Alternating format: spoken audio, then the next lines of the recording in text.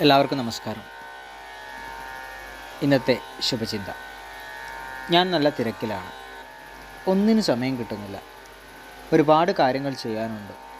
സമയത്തിനൊന്നും തീർക്കാനാവുന്നില്ല. ഒരുപാട് ക്ഷീണം അനുഭവപ്പെടുന്നു.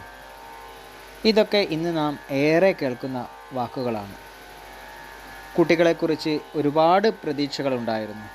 പക്ഷേ ഒന്നും എവിടെ എത്തിയില്ല. മെച്ചപ്പെട്ട ജോലി ശരിയാവുമെന്നായിരുന്നു കരുതിയത്.